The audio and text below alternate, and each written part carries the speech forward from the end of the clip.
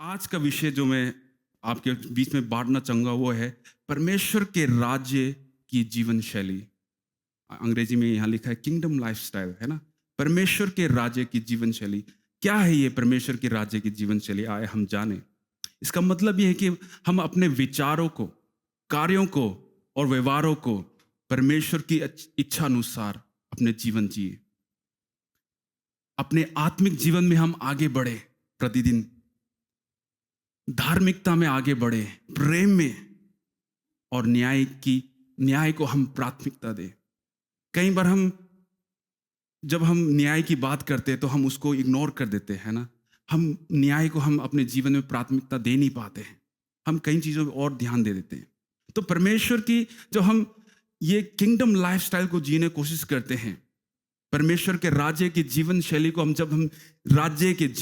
को जब हम जीने की कोशिश करते हैं, तो ये सारी बातें हमारे जीवन में देखते हुए हमें प्रैक्टिस करना जरूरी है। उसकी धार्मिकता को, उसकी पवित्रता को, है ना, उसकी शांति को, उसके आनंद को। उसके बिना परमेश्वर का राज्य अधूरा है ना। परमेश्वर के राज्य में है क्या? एक्चुअली परमेश्वर का राज्य क्या है? राज्य क्या है? धार्मिकता, पवित्र आत्मा में शांति और आनंद और प्रेम। हालेलुया। इसलिए हमें बहुत जरूरी है कि जब हम परमेश्वर के बच्चे होने के नाते, जब हम ये राज्य जीवन शैली को जीने की कोशिश करते हैं, तो हम उसकी आज्ञाओं को माने, हम वचन में आगे बढ़े, वचन को पढ़े, और हमारे जीवन के द्वारा, हमारे चरित्र के द्वारा लोग कहे कि ये बंदा अलग है। लोग मसीह को देखे, लोग प्रभु यीशु को देखे। और बहुत जरूरी है कि हम जो दीनता को या विनम्रता को अपने जीवन में बढ़ते हुए उस राह पे चलने की कोशिश करें। विनम्रता के राह पे चलना बहुत मुश्किल है ना। हमारे अंदर छोटे छोटे ईगोस है, हर्ट हो जाता है हमें। पर जब आप दीनता के साथ प्रतिदिन परमेश्वर के सामने आके अपने पड़ोसियों के साथ आगे बढ़ते हैं, तो परमेश्वर की आशीष आपके ऊपर बनी रहती है। हालेलुया। और हम अपने जीवन में उस शांति और आनंद को बढ़ावा दें। बहुत मुश्किल होता है कि जब अपने जीवन में हम कहीं ऐसे मुश्किल हालातों से गुजर रहे होते, परिवार में या कहीं ऐसे हालातें से हम गुजरते जो हमने कभी सोचा नहीं होता है ना। पर जब आप और मैं, हमारा फोकस किस में बढ़ा हुआ है? शांति में, शांति की ओर, है ना, प्रेम की ओर, धार्मिकता की ओर, तो आपका जीवन जो है एक रोशनी में बदल जाएगा। आमेन, हालेलुया। और वो राज्य का जो जीवन शैली है आपके जीवन में, वो शुरू हो जाएगा, और उस राज्य में आप सच में जीना शुरू कर दोगे। रोमियो की पत्री 14 और 17 आयत में ऐसा लिखा है। रोमियो की पत्री 14 और 17, उसमें लिखा है, क्योंकि परमेश्वर का राज्य खाना पीना नहीं, परंतु धार्मिकता, शांति और वह आनंद है जो पवित्र आत्मा में है। हम कई बार सोचते हैं कि मैंने मसीह को प्राप्त कर लिया है, अब मैं परमेश्वर के साथ चल रहा हूँ, परमेश्वर मुझे बहुत आशीष देगा, है ना, मुझे ये देगा, मुझे वो देगा, अब मैं आराम से जीऊंगा। हाँ, परमेश्वर देगा वो सारा चीजें। बाइबल में यहाँ साफ रीति से लिखा है कि परमेश्वर का राज्य जो है खाना पीने में, सिर्फ खाने पीने की बात नहीं है। क्या है असली क्या बात है? परमेश्वर के राज्य का मतलब क्या है? उसकी धार्मिकता में हम आगे बढ़े, शांति में आगे बढ़े, आनंद में आगे बढ़े, प्रेम में आगे बढ़े, जो हमें पवित्र आत्मा में मिलती है, पवित्र आत्मा के द्वारा जो प्रभु यीशु ने हमें दिया है। Hallelujah, hallelujah. पहली बात जो मैं आपके सामने रखना चाहता हूं, परमेश्वर की प्रतिज्ञाओं में जीना सीखे हम। परमेश्वर की प्रतिज्ञाओं में, या परमेश्वर ने के द्वारा जो हमें वादा किया है, परमेश्वर ने जो हमें वादा दिया है, उसमें हम जीना सीखे। बहुत मुश्किल होता है जीने के लिए, भरोसा करने के लिए, है ना। और यह भी जानना जरूरी है कि कौन है वो जिसने मेरे लिए इतने सारे प्रतिज्ञाएं रखे मेरे सामने। कौन है वो? हम सब जानते हैं कौन है वो परमेश्वर। हमने अभी गीत गाया, सर्वशक्तिमान परमेश्वर, उसकी हुकूमत सदा से सदा क्या है? बनी रहती है और रहेगा। इब्रानियों 10:23 में हम जब पढ़ते हैं उसमें ऐसे लिखा है, और अपनी आशा के अंगीकार को दृढ़ता से थामे रहे, क्योंकि जिसने प्रतिज्ञा किया है वह सच्चा है। आमेन, आमेन। वो परमेश्वर सच्चा है, जिसने आपको और मुझे वादा किया है कि मैं आपको कभी ना छोड़ूंगा ना त्यागूंगा, मैं आपको आशीष दूंगा, मैं आपके लिए ये करूंगा, मैं वो करूंगा। वो परमेश्वर सच्चा है।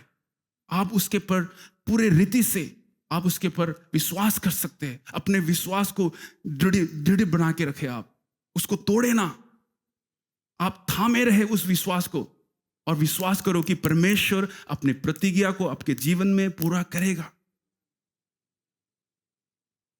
हमें और आपको यह जानना यह भी जरूरी है कि वो परमेश्वर जिसने आपको प्रतिज्ञा की है आपके लिए क्या क्या कर सकता है। उसने सब कुछ करके दिखा दिया है, फिर भी हम भरोसा नहीं करते। इतना सब कुछ कर दिया उसने, अपना खुद इकलौता पुत्र हमारे लिए दे दिया, और क्या चाहिए। वो जो परमेश्वर जो अपना इकलौता पुत्र हमारे लिए दे सकता है, वो हमारे लिए क्या नहीं कर सकता। आमेन, हालेलुया। इफिसियों की पत्री 3:20 आयत में जब हम पढ़ते 3:20, उसमें लिखा है, अब जो ऐसा सामर्थ्य है कि हमारी विनती और समझ से कहीं अधिक काम करता है, उस सामर्थ्य के अनुसार जो हम में कार्य करता है। हालेलुया। वो सामर्थ्य परमेश्वर है। हम जब प्रार्थना करते, रो के विनती करते उसको, परमेश्वर हमारे जरूरत से बढ़कर, हमारे सोच से बढ़कर वो क्या है, हमारे जीवन में कार्य करता है। वो हमें आशीष देता है, वो हमारे लिए द्वारों को खोलता है, वो हमारे रास्ते, हमारे लिए ऐसे ऐसे रास्ते खोलता है जो आपने कभी नहीं सोचा है। पर सिर्फ जब आप उस विश्वास के साथ, उस दृढ़ता के साथ परमेश्वर में बने रहोगे, तो परमेश्वर जरूर आपके जीवन में कार्य करेगा। आमेन। परमेश्वर की शक्ति पर और परमेश्वर की उस महानता पर, परमेश्वर आपके लिए क्या कर सकते, आप उस पर कभी संदेह ना करें। हम बहुत बार, मैं खुद संदेह करता हूं, मैं बहुत कई बार ऐसे मेरे दिल में ऐसे डाउट्स होते कि क्या हो पाएगा, क्या ये सच में परमेश्वर कर पाएगा। वचन कहता है जो मनुष्य के लिए असंभव है वो परमेश्वर के लिए क्या है, संभव है। वो परमेश्वर जो शक्तिशाली है, जो सक्षम है, वो हमारे लिए सब कुछ कर सकता है। जिसने हमारे लिए प्रतिज्ञा किया है, कहीं ऐसे प्रतिज्ञा रखा है हमारे सामने, वो पूरा करेगा। और जब आपके जीवन में और मेरे जीवन में कोई ऐसा इंसान या कोई भी व्यक्ति आपको ऐसे कोई प्रॉमिस करता है ना, तो आप सच में 1-2 बार तो आप सोचते होंगे कि हाँ, सच में ये इंसान, ये व्यक्ति क्या अपने दिए हुए वादा को पूरा कर सकता है या नहीं। 1-2 बार क्वेश्चन तो आता है, हमारे प्रश्न वो उठता है ना। तो मेरे जीवन में भी, मैंने भी और दूसरों ने भी, मेरे जीवन में कई लोगों ने ऐसे वादा किया और मैंने भी खुद ने वादा किया, है ना। और हम जानना चाहते सच में वो व्यक्ति कर सकता है जो बोल रहा है ना, उसको पूरा कर सकता है या नहीं। मान लीजिए कि मैं आज आप सबको कह दूं और ये वादा करूं, कुछ 1-2 भाई 1-2 बहनों से, कि मैं आपको बहुत बड़ा, बहुत सुंदर, एक बहुत बड़ा जमीन देने वाला हूं। उस जमीन में बहुत बढ़िया बंगला ऐसे बनाया हुआ है, ब्रांड न्यू, बहुत अच्छा, और पैसों से मैं आपके अकाउंट को भर दूंगा और नया जॉब आपके लिए दे दूंगा। क्या विश्वास करोगे? नहीं कर पाओगे, क्योंकि मेरे पास नहीं है मेरे पास वो, है ना। आप पहले ही, आपको जवाब मिल चुका है। हालेलुया, आपको मिल चुका है, आप विश्वास नहीं कर पाओगे। पर परमेश्वर, प्रभु यीशु आज आपके सामने प्रकट हो जाए और आपको कहे ये सारी चीजें, कि मैं ये आपके लिए सारा चीज कर दूंगा, तो आप डेफिनेटली विश्वास करोगे, हाँ या नहीं? आमेन। परमेश्वर वो परमेश्वर है जो वो बोलता है वो करता है, वो कभी चूकता नहीं अपनी बातों पर। उसके प्रतिज्ञाओं पर हमें जीना बहुत सीखना, हमें वो उसके पर चलना और जीना बहुत जरूरी है। हमने कई बार परमेश्वर, जब हम वचन को पढ़ते हैं तो कई प्रतिज्ञाएं हम पढ़ते हैं, लिखा है ना, कई बार बोलते हैं कि 365 दिन है साल के, और 365 जो है प्रतिज्ञाएं हैं हमारे लिए परमेश्वर के पास, जो परमेश्वर ने दिए हमारे लिए। मतलब एक एक दिन के लिए एक एक प्रतिज्ञाएं। क्या आपके और मेरे जीवन में वो प्रतिज्ञाएं, वो जो परमेश्वर ने हमारे जीवन में वादा किया है, क्या वो पूरा हो पा रहा है या नहीं? देखो, निर्गमन की पुस्तक 6 और 6 जब हम पढ़ते हैं, परमेश्वर ने मूसा से ऐसा कहा कि मैं यहोवा हूं और मैं तुमको मिस्रियों के बोझों के नीचे से निकालूंगा और उनके दास्तव से छुड़ाऊंगा और अपनी भुजा बढ़ाकर अपने बड़े न्याय से के द्वारा तुम्हें छुड़ाऊंगा। परमेश्वर ने मूसा के द्वारा इजरायलियों से बातें की और इजरायलियों को यह बताया कि मैं आप सबको ये मिस्री देश से, है ना, यहां से मैं आपको निकालूंगा, इस गुलामी से निकाल के मैं नया देश में, नया, है ना, जगह में आपको लेके जाऊंगा। क्या परमेश्वर लेके गए या नहीं? लेके गए। परमेश्वर की बातें जो परमेश्वर ने कहा वो पूरा हुआ। इजरायलियों ने अपने आंखों से देखते हुए पूरा उन्होंने देखा। वो ये गवाह है, वो खुद जो वहां थे इजरायली, वो गवाह है वो कि परमेश्वर ने क्या क्या बड़े कार्य किए उस वादा किए हुए जमीन में, और लैंड में, उस देश में पहुंचने से पहले, है ना, वाचा दिया का एक जो देश था उसमें पहुंचने से पहले परमेश्वर ने बड़े बड़े कार्य चमत्कार किए, क्योंकि परमेश्वर उन सब से प्रेम करता था। वैसे ही हमसे भी प्रेम करता है वो परमेश्वर। हालेलुया। आज आप और मैं अगर ऐसे कोई बंधन में बंधे हुए हैं या ऐसे कोई बड़े मुश्किलों में पड़े हुए हैं, तो आप परमेश्वर के पास दौड़े, क्योंकि परमेश्वर के लिए कोई भी चीज असंभव नहीं है। वो आपको मुक्ति देना चाहता है, वो आपको छुटकारा देना चाहता है, वो आपको उस जंजाल से निकालना चाहता है, वो जंजीर को तोड़ के आपको एक नया जीवन देना चाहता है। पर कई बार हम ये जो परमेश्वर के उस प्रॉमिस को, परमेश्वर की इस प्रतिज्ञाओं को हम क्या है, भरोसा नहीं कर पाते हैं। हमारे दिल में क्या है, संदेह आ जाता है कि परमेश्वर सच में करेगा, उसके जीवन में तो हो गया, मेरे जीवन में होगा। हम ये संदेह करते हैं। वो संदेह क्या है, हमारे लिए एक बहुत बड़ा दीवार बन जाता है। और उस दीवार को आप बढ़ाए ना, पर उस दीवार को तोड़ो, हर दिन तोड़ो अपने विश्वास के साथ। आमेन, हालेलुया। यहोशू 21 और 45 में लिखा, यहोशू की पुस्तक 21 और 45 में ऐसा लिखा है, परमेश्वर ने इजराइल के घराने से जितनी अच्छी बातें कही, उनमें से एक भी बात बिना पूरे हुए पूरी नहीं हुई। मतलब कि परमेश्वर ने जो भी वादा, जो भी अच्छी बातें अपने बच्चों से, इजरायलियों से जो कही, कोई भी उनमें से एक भी बात ऐसे नहीं है कि वो चुक गए। परमेश्वर ने एक एक वादा को, एक एक बातों को पूरा किया। वो है हमारा परमेश्वर। आमेन। जिसकी हम आराधना करते हैं, जिसकी हम पूजा करते हैं, जिसकी हम हर दिन सराहना करते हैं, वो है हमारा परमेश्वर।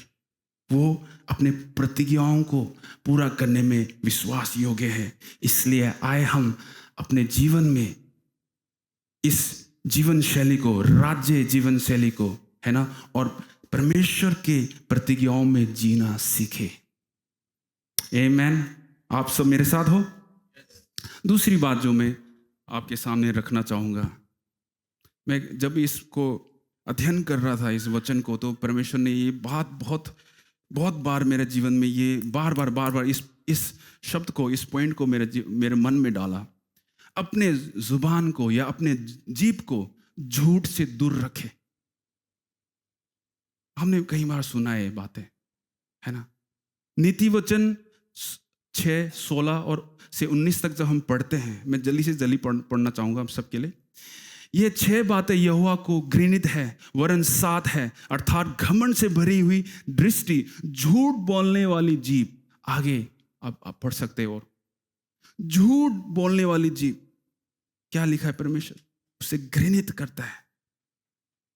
परमेश्वर ऐसे जीव को, ऐसे मन वालों को वो क्या है, तिरस्कार करता है। वो नहीं सह सकता, वो अपने ऐसे होते हुए नहीं दे सकता है ना। वो घृणा करता है। मत्ती 5:37 में लिखा है, परंतु तुम्हारे बात हाँ की हाँ या ना की ना हो, क्योंकि जो कुछ इससे अधिक होता है वह बुराई से होता है। कई बार हम ऐसे बोलते हैं मैं 5 मिनट में पहुंच रहा हूं, पर आपको पता है कि आपको 15 से 20 मिनट लगेगा। आपने झूठ बोला, है ना। यहां पे वचन क्या कहता है? आपकी हाँ की हाँ हो या ना की ना। आपको पता है कि आपको 20 मिनट लगेगा तो आप बोल दो, माय ब्रदर मेरे को 20 मिनट लगेंगे, सर मुझे 20 मिनट लगेगा। चाहे आपको डांट पड़े, आप डांट खाओ, पर झूठ नहीं बोलना, है ना। और हम ये भी बोलते हैं कि भाई मैं आपको कल जरूर मिलने के लिए आऊंगा, पर आपका कल कभी आता ही नहीं है। आए नहीं बंदा कभी उठ के, ना फोन करके भी बताया कि भैया आ रहा हूं, मैं नहीं आ रहा हूं। वो बंदा, दूसरा बंदा वेट करता है उसकी, ये आने वाला है शायद, पर कल आए नहीं अभी तक, है ना। कई बार हम ऐसे करते हैं, अपनी बातों से दूसरों को चोट पहुंचाते हैं, है ना। कई बार जब हम किसी से कुछ ऐसे ले लेते हैं, हम बोलते हैं कि मैं मंडे को या सोमवार को मैं आपको वापस कर दूंगा, और क्या है, वो सोमवार अभी तक आए नहीं, है ना। तो ये ऐसी बातें हम ना करें। हम कई बार मिलते हैं, ओ ब्रदर, भाई बहन, मैं आपके लिए प्रार्थना कर रहा हूं, प्रार्थना, पर आपने उस व्यक्ति के लिए कभी प्रार्थना की ही नहीं। झूठ, झूठ है, झूठ है वो। कभी भी ऐसी बातें ना करें जो परमेश्वर को, मन को ठेस पहुंचाए आप, है ना। कई बार हम बोलते हैं थोड़ा अपने आप को वो करने के लिए, मैं आपको मदद करूंगा नौकरी दिलाने के लिए, ये करूंगा वो करूंगा, पर बंदे ने कभी किया ही नहीं। बोलने के बाद कभी भी फोन भी उसको किया ही नहीं। ये रियलिटी है हमारे जीवन का। हमारे ये छोटी छोटी बातें जो है, हम इसको ऐसी लाइटली ले लेते हैं, है ना। और मैंने कई बार, ये बहुत हंसने वाली बात है कि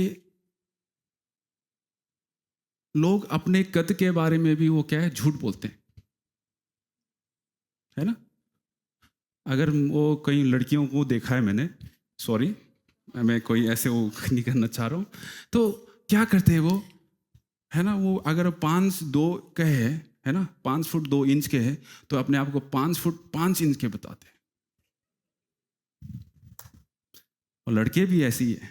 अगर हम कोई 5'6" या 5'7" के हाइट है, तो हम अपने आप को 5'8" या 5'9" या जो 5'10" के होते हैं अपने आप को 6 फुट का बताते हैं। झूठ नहीं बोलना। अरे झूठ बोल के आपको और मुझे क्या मिल रहा है? आप और मैं जब ऐसी बातें करते हैं तो परमेश्वर को आप ठेस पहुंचाते हो। ये बातें हमारे लिए मजाक लगती है, पर परमेश्वर के दिल को ठेस पहुंचाते हम। कई बार मैंने सुना है, अरे मैंने तो ये मास्टर डिग्री किया है, मैंने तो वो किया है, पर वो बंदा अंडर ग्रेजुएट है, ग्रेजुएट भी नहीं है ना। ऐसी सी बातें हम सुनने मिलता है। और कई बार ऐसे करता है, मेरे पिताजी वो करते हैं, ये करते हैं, उनके पास बहुत बड़ा बिजनेस है, ये है वो है ना, उनके पास ये मर्सिडीज बेंज ये कार है, ये वो ये, है ना। पर जब रियलिटी में पता चलता है कि उनके पिताजी के पास बहुत पुराना दुकान है, छोटा सा, पर एक बहुत पुराना मारुति 800 है उनके पास पड़ा हुआ। मैं कंपेयर नहीं कर रहा हूं, पर सच्चाई जो है हमारे जीवन में, जब हम ऐसे झूठ बोलते हैं तो दूसरों को ठेस पहुंचता है ना। कई बार हम बोलते हैं कि पास्टर जी मैं प्रार्थना सभा में आऊंगा, बोल तो देते हैं, पर आप कभी भी आते नहीं, है ना। ना बोले, अगर आप आ सकते हो तो बोलो कि मैं आऊंगी, और आओ आप, चाहे कुछ भी हो जाए। अगर आप नहीं कर सकते हो, आपको पता है कि आपके परिवार में आप बिजी हो, तो बोल दो, मैसेज करके बोल दो, मैं नहीं आ सकती हूं, नहीं आ सकता हूं। झूठ मत बोलो। पर जब हम ऐसी बातें, छोटी छोटी बातों को ऐसे इकट्ठे कर लेते हैं, तो क्या है, झूठ का जो है ना टोकरा या घड़ा बढ़ जाता है हमारे जीवन में, है ना। और वो मुसीबत हमारे जीवन में पैदा करता है। इसलिए अपने आप को हम झूठ बोलना बंद करें, अपने आप से भी और दूसरों से भी। अपने जुबान से, अपने जीभ से आज हम सब कहे, झूठ बोलना बंद कर, है ना। बहुत डायरेक्टली हमें बोलना जरूरी है। जब हम झूठ बोलना बंद करते हैं, हमारे जीवन में क्या है, वो ब्रेक थ्रू वो हम देख पाते हैं। हालेलुया। इसलिए परमेश्वर के वचन में साफ से लिखा है, झूठ बोलने वाली जीभ को परमेश्वर क्या है, घृणित करता है, उसका तिरस्कार करता है, वो उससे नफरत करता है वो। इसलिए आप और मैं झूठ नहीं बोल सकते, क्योंकि आप और मैं परमेश्वर क्या है कि बच्चे हैं। इफिसियों की पत्री 4 और 25 में लिखा है, इस कारण झूठ बोलना छोड़कर हर एक अपने पड़ोसी के से सच बोले, क्योंकि हम आपस में एक दूसरे के अंग हैं। इसलिए आए हम अपने जीभ को उस झूठ से दूर रखें और सच्चाई की ओर बढ़े। हर दिन सच बोलने की कोशिश करो। आपके जीवन में सच में कहीं ऐसे आशीषें, कहीं ऐसे चीजें आ जाएंगे जो आपने कभी सोचा नहीं होगा। आमीन, हालेलुया। तीसरी बातें जो मैं आपके सामने रखना चाहता हूं, राज्य की अधिकारिता और शासन। कौन है वो राजा, कौन है वो परमेश्वर जिसने हमें अधिकार दिया है ना, जिसके द्वारा हम इस अधिकार को जो हमें मिला है, हम जी रहे हैं, उसको हम इस्तेमाल करने की कोशिश करते हैं। क्यों हमें परमेश्वर ने वो अधिकार दिया है? ताकि हम उस अंधकार की शक्ति के ऊपर और शैतान की शक्तियों के ऊपर हम नियंत्रण करने पाए, है ना। परमेश्वर ने क्यों हमें अपने स्वरूप में बनाया है? स्वरूप का मतलब क्या है? कि हम परमेश्वर के जैसे बनाए गए हैं। मतलब परमेश्वर का जो एक है ना, जो भी चरित्र है या शक्ति है, रोशनी है, वो हमारे द्वारा चमकता है, राइट। तो अगर परमेश्वर शक्तिशाली है तो परमेश्वर भी हमें वो अपने क्या एक अधिकार और शक्ति हमें देता है, ताकि हम उस अधिकार को सही तरीके से इस्तेमाल करने पाए। जब हम उत्पत्ति का पुस्तक 1 अध्याय और 26 को जब पढ़ते हैं, उसमें लिखा है कि परमेश्वर ने मनुष्य को अपने स्वरूप के अनुसार बनाया, और वह समुद्र की मछलियां और आकाश के पक्षियों और घरेलू पशुओं और सारी पृथ्वी पर और सब रेंगने वाले जंतुओं पर जो पृथ्वी पर रेंगते हैं अधिकार रखे। पर हम क्या आज अधिकार रख पाते हैं उन चीजों पर या नहीं?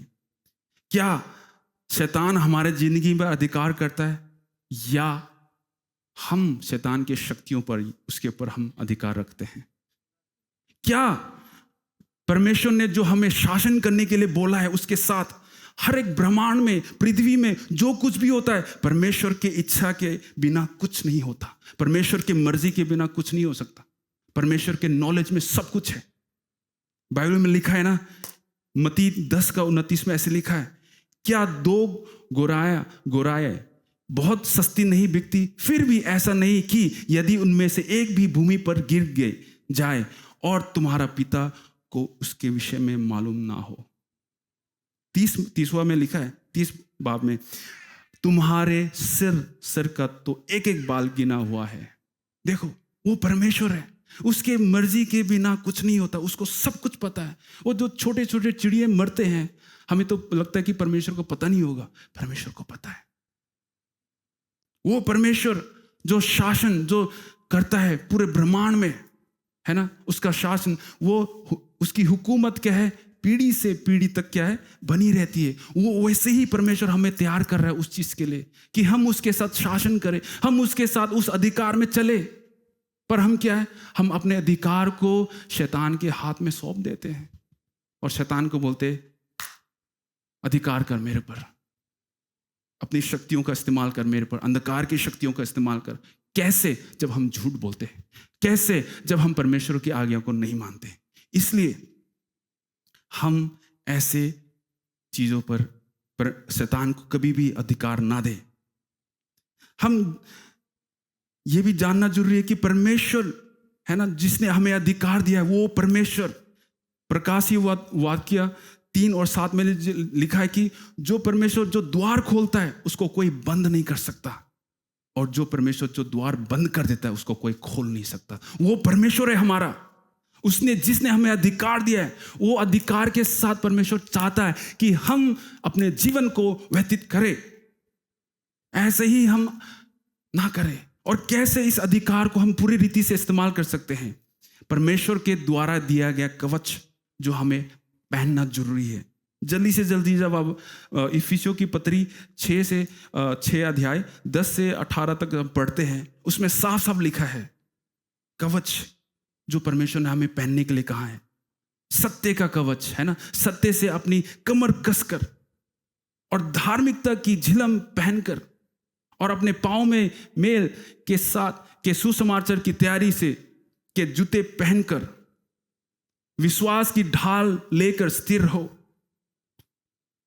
है ना, और उद्धार का टोप और आत्मा की तलवार को जो परमेश्वर का वचन है,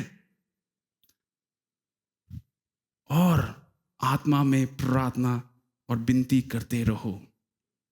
यह है परमेश्वर के द्वारा दिया गया कवच। जब तक आप और मैं इस कवच को नहीं पहनेंगे, शैतान को आप मौका दे रहे हो हर दिन कि आपके जीवन में आके वो आपको अटैक करे। हर प्रकार के मुसीबतें, हर प्रकार के बीमारियां आपके जीवन में लेके आ रहे शैतान। तो कब आप और मैं कब उस कवच को पहनेंगे? क्या कल का इंतजार कर रहे हो आप? आज पहनो उसको, आत्मा में प्रार्थना करते रहो। हालेलुया। चौथी बात है जो मैं आपके सामने रखना चाहता हूं, राज्य के मूल्य और सिद्धांत। हमें जानना जरूरी है कि परमेश्वर ने जो ये अधिकार दिया है उसके मूल्य को जानना जरूरी है और उसके सिद्धांत को जानना जरूरी है। परमेश्वर खुद जो अपने बनाए हुए सिद्धांत पर चलता है, वो परमेश्वर अगर ये नहीं कहता कि मेरा मूड ऑफ हो गया आज, ये ब्रह्मांड को मैं रोक देता हूं। कभी कहा हुआ ऐसे? परमेश्वर एक सेकंड के लिए मैं पूरे इंसान की सांस को रोक देता हूं तो क्या होगा, है ना? वो परमेश्वर जिसने हमें और आपको बनाया है, वो परमेश्वर एक सिद्धांत के साथ चलता है। तो हमें राज्य का जो जीवन शैली जीने के लिए इस सिद्धांत पे चलना बहुत जरूरी है। प्रेम के साथ, दया के साथ, न्याय के साथ, विनम्रता के साथ अपने जीवन को व्यतीत करना बहुत जरूरी है। मीका 6 और 8 में से लिखा, हे मनुष्य, वह तुझे बता चुका है कि अच्छा क्या है, और यहोवा तुझसे इसे छोड़ और क्या चाहता है कि तू न्याय से काम करे और कृपा से प्रीति रखे और अपने परमेश्वर के साथ नम्रता से चले।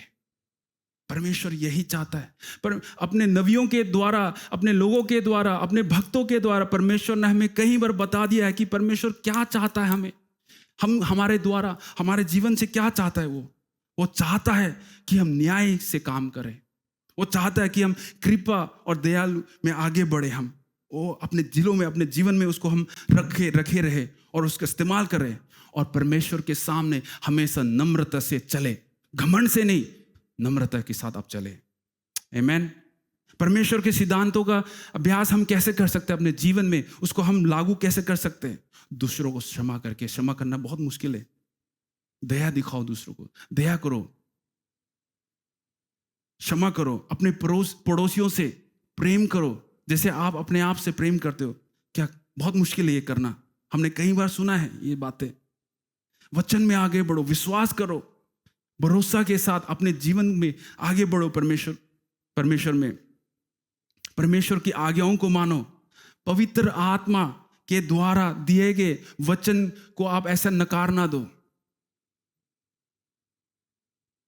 और परमेश्वर के द्वारा जो हमें यूनिटी, एकता जो दिया है, उसको परमेश्वर के लोगों में बनाए रखो।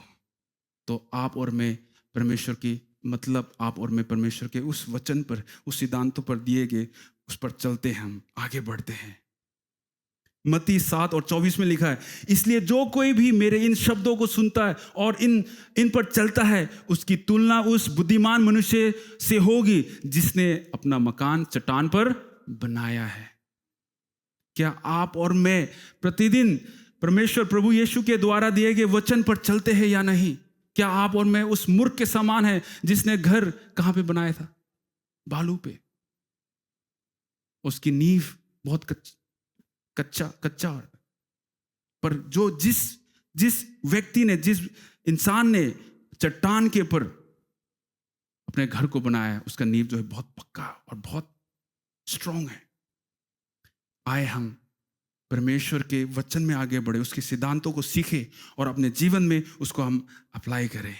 पांचवी बात जो मैं आपके सामने रखना चाहता हूं, राज्य की संस्कृति और प्रभाव। हम कैसे प्रभावशाली हो सकते हैं, हम कैसे परमेश्वर के राज्य को बढ़ोतरी दे सकते हैं। रोमियो 14 और 17 में हम पढ़ चुके हैं पहले कि परमेश्वर के राज्य क्या है। हम साथ में जब परमेश्वर की संस्कृति, उसके राज्य और उसके हम कैसे हम प्रभावशाली जीवन जी सकते हैं, कैसे, जब हम उसकी धार्मिकता की खोज करेंगे, जब हम परमेश्वर पवित्र आत्मा के द्वारा दिए गए उस आनंद की हम खोज करेंगे, जब हम उस शांति की खोज करेंगे, जब हम उस प्रेम में जीना सीखेंगे, तो हम अपने उस संस्कृति को हम पूरा करते हैं, उस राज्य की संस्कृति को हम प्रेजेंट करते हैं दूसरों के सामने। आमीन।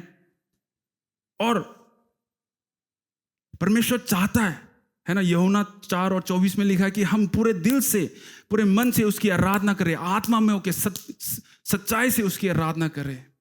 ये हमारा जीवन शैली होना चाहिए। ये राज्य की संस्कृति है। परमेश्वर ने हमें क्यों बनाया? ताकि हम उसकी आराधना करें दिल से। इस संस्कृति को हम अपने जीवन में आगे बढ़ाए, जहां भी आप जाए अपने साथ साथ उसको लेके जाए। और हम कैसे दूसरों को प्रभाव दे सकते हैं, कैसे अपने जीवन के द्वारा आप प्रभावशाली बन सकते हैं, अपने चरित्र के द्वारा, अपने भाषण के द्वारा, अपने दृष्टिकोण के द्वारा, अपने उदारता के द्वारा, ईमानदारी के द्वारा, प्रेम के द्वारा, शांति के द्वारा, जो परमेश्वर ने हमें दिया है अपने बेटे के द्वारा, प्रभु यीशु उस क्रूस के द्वारा जो हमें नया जीवन मिला है, उसको आप जिए, तो आप और मैं समाज में प्रभावशाली ठहरेंगे। आमीन, हालेलुया। मेरे पास ज़्यादा समय नहीं, इसलिए मैं आगे बढ़ूंगा। और हम याद कर सकते हैं कि जब प्रेरितों के काम के जो पहले कलीसिया जब शुरुआत में थी, तो वहाँ पे लोग क्या करते थे, एक दूसरे को मदद करते थे। वो क्या है, अपने खुद के जो ज़मीन या मकान को बेच के भी ज़रूरतमंद लोगों के लिए दे देते थे, है ना। और एक साथ रोटी तोड़ के खा के प्रार्थना और एक साथ मिलके मेल मिलाप से रहते थे। क्या आज इस समय में हम एक दूसरे के साथ खड़े हैं? क्या सच में आप उस भाई को, उस बहन को जो जरूरत में है, उसको आप मदद कर रहे हैं? मैंने ये नहीं बोल रहा हूं आप अपने प्रॉपर्टी को बेच दो, मैं ये नहीं बोल रहा हूं अपने सोना चांदी बेच के आप करो, नहीं। जो आप कर सकते हो, क्या आप वो कर रहे हैं या नहीं?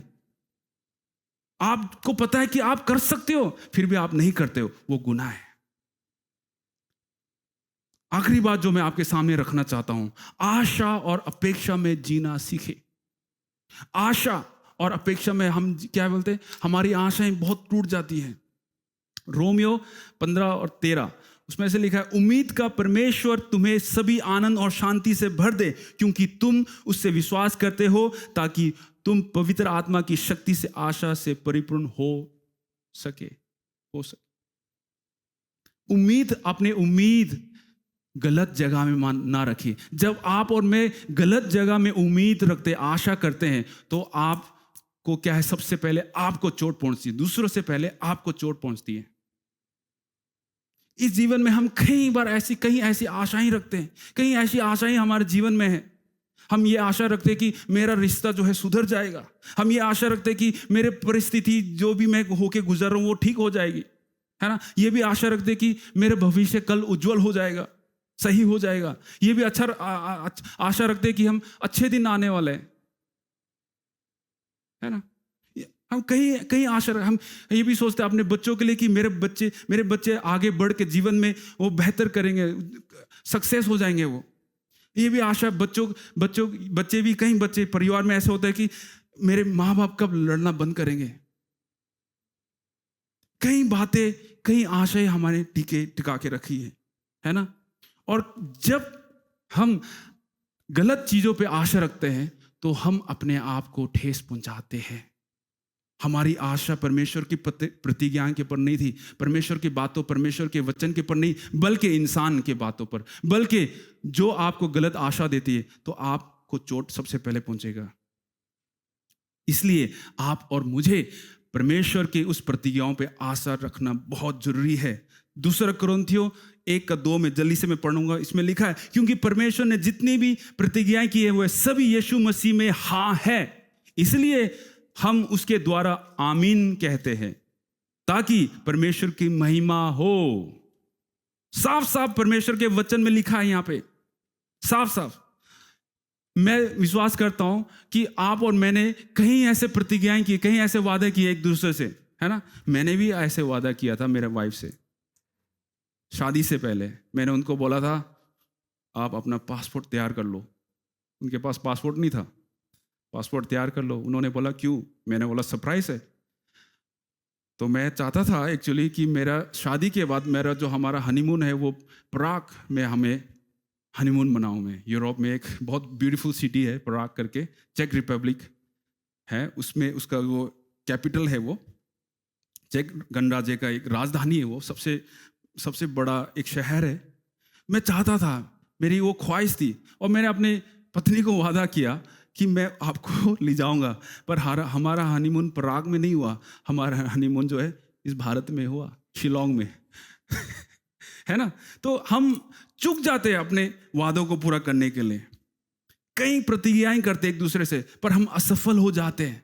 पर परमेश्वर ने जो भी वादा किए हैं शुरू से लेकर अभी तक, उसने एक एक वादा को पूरा किया है, क्योंकि वो क्षमता रखता है, क्योंकि वो विश्वास योग्य है, और आप संदेह ना करें उसके वादे पर। और इसलिए मैं आखिरी बात मैं ये कहना चाहता हूं कि केवल परमेश्वर ही पर अपेक्षा करें और किसी पर नहीं।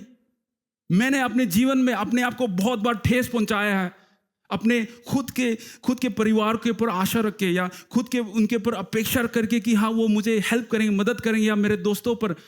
मत करो, आप अपने आप को ठेस पहुंचाओगे। सिर्फ प्रभु यीशु पर अपने अपेक्षा को बनाए रखो, क्योंकि वो मजबूत चट्टान है, आपको कभी भी वो ठेस नहीं पहुंचाएगा। बेशक आपके लिए देरी हो सकता है, पर वो अपने वादा को, अपने बातों को आपके जीवन में पूरा करेगा। मैंने कई बार अपने आप को ठेस पहुंचाया, ऐसे मत करो।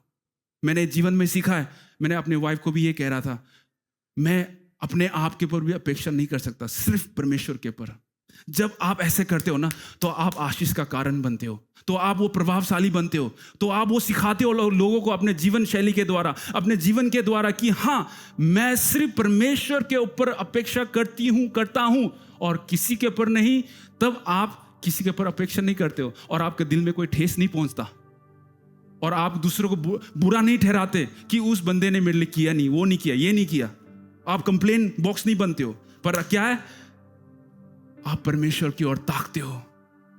आप सबको, आप और मैं, हम सबको पता है दानियल की वो गवाही, जब उस शेरों के बीच में उसको फेंक दिया गया था, उसने मुश्किल हालातों को नहीं देखा। उसकी अपेक्षा राजा नहीं था, उसकी अपेक्षा कोई और नहीं था, बल्कि कौन था? वो सर्वशक्तिमान परमेश्वर, जिसकी हुकूमत क्या है, पीढ़ी से पीढ़ी तक बनी रहती है।